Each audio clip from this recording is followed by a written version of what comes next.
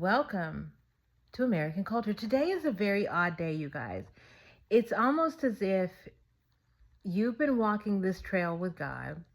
This is the turning point. Like, this is the day that you've let everything else go and you're willing to walk into what God has available to you. You guys, I used to shun being down to nothing. And over the course of the past few days, that's what I've been experiencing, which was nothingness. And like I said, I would fight that. But God told me that I had to let go of certain people and certain things, mainly like my mom, because I was still lingering and, hoping that we could reconcile with that. And even I had a friend of mine who I just had to recognize, you don't value me at all. And so it's for me to stop putting myself in these situations that were less than. And God asked me, it's like, why are you doing that? And with my mom, it was like I had some obligation or, to take care of her. And same thing with my friend. But God said they can only receive from the version of you they're willing to see. And it's no different than with the Lord.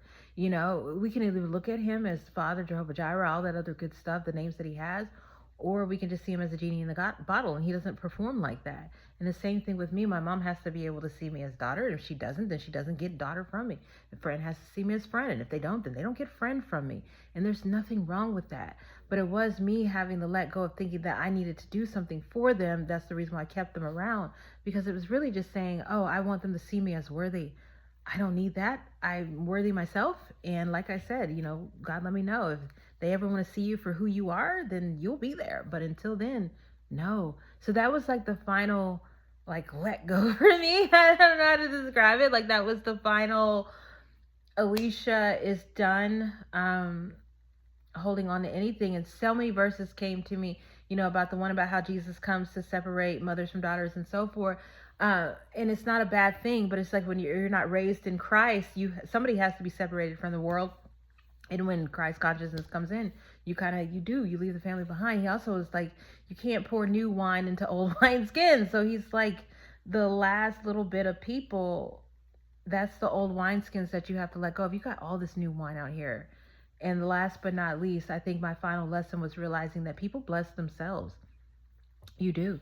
That blessings now, they might come through other people because God doesn't show up in physical form, but you're the one that has to be praying for that. You're the one that has to be seeing for that. You're the one that has to be walking towards that. And anytime that you give somebody a massive amount of anything, love, care, guidance, whatever, that they're not ready for, they can't receive it. And it's just going to be wasted or completely discarded until they can actually see it, if ever. So God was letting me know that I'm not being the giver or the blesser. People have to bless themselves. And my mom could bless herself by seeing me as a wonderful daughter. My friend could bless themselves by seeing me as a wonderful friend, but they don't want to do that. And so again, God is just kind of saying, let go and let God.